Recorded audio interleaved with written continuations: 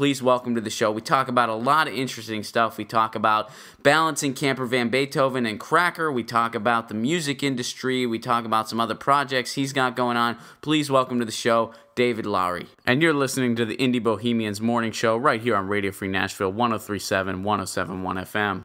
So tell me a little bit about the new album to start out, Berkeley to Bakersfield. I know that some of the original members that haven't been around for quite a while are back into the fold for some of the albums. So speak a little bit to that. Sure. The album is two discs. One disc is largely kind of recorded in Berkeley, California, and we did our rhythm section, or it's kind of our original rhythm section, David Farragher and Michael Urbano, mostly playing on that stuff. And then we have what we call the Bakersfield disc, which is kind of an homage to our sort of California Americana country roots.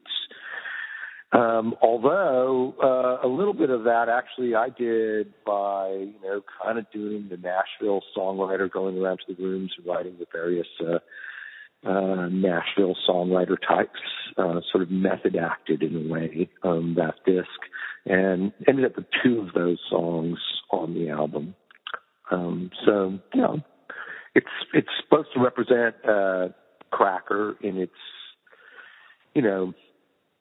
what Cracker really is. We've always sort of had this sort of alternative rock side, and then it's been pretty well fleshed out, or there's been sort of an undercurrent running through all of our songs that are, sort of that draw on our Americana and country roots pretty much our whole career.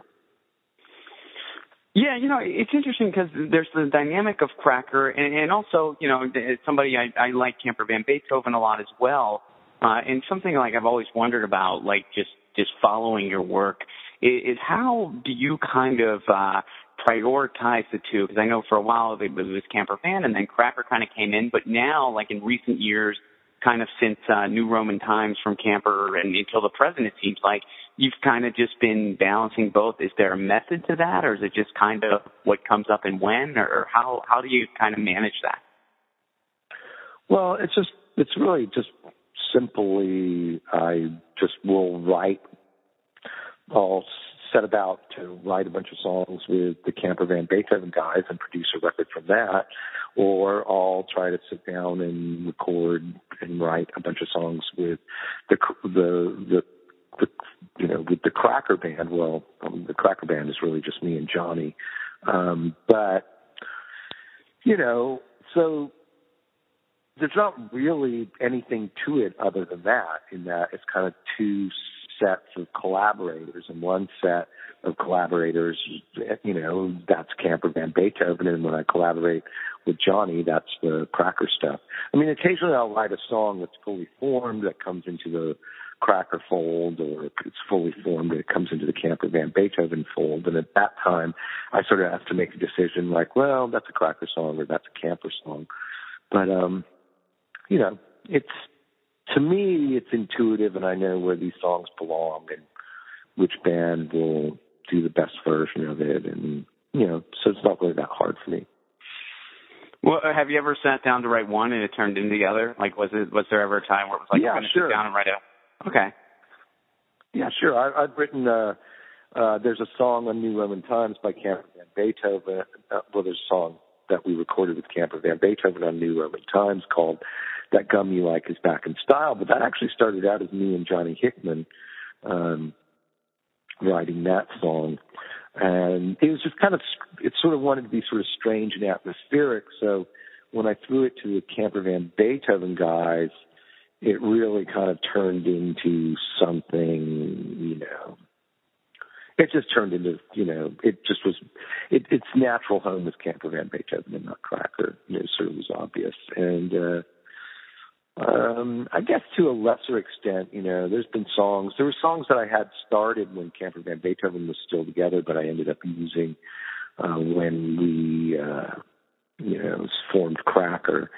But, there's a little crossover here and there, but not that often, really. So one of the things that you've been getting, like I've seen your name in the press a lot, this year, has been some of the stances you've taken in regards to digital downloads And then I also know you've been doing like some music business stuff. I believe the University of Georgia. Is that correct? I teach music business class at the University of Georgia. My stance isn't actually on digital. I don't have a problem with digital downloads. I don't have any problem with that. What I don't have a problem with streaming or webcasting or anything. What I have a problem with is the rates that the songwriters themselves are paid in this new digital era. It's shockingly low, right? I mean, and you're there in Nashville, I believe. You can ask any Nashville songwriter what they think of the rates that they're paid for playing on, the webcasting and streaming services. And a lot of people don't know this, but those rates are actually set through a government process, right? And what those low rates amount to, essentially a subsidy for the broadcasting and the webcasting industry by the songwriters. I mean, there's no free market for songs, in songwriting. There's a rate court supervised by the sort of under the Department of Justice auspices, which sets the rates that songwriters get from Pandora, virtually every service. It's an outrage. I mean, not even Sweden does it this way. So how did that kind of materialize for you then? Like did this kind of develop because of your opportunity to do the music business stuff at Georgia, or did kind of like one scratch the other's back in any way, or? No, I've just kind of been aware of it for a while. I kept thinking like somebody's going to come along and, help fix this obvious, giveaway to large corporate interests, and nobody is. So I started speaking out about it. So, yeah. Well, what do you foreshadow as being the fix for this? Like just hiring the rates, or is it more complex than that, or? I don't think the government should be in the business of setting the rates for songs.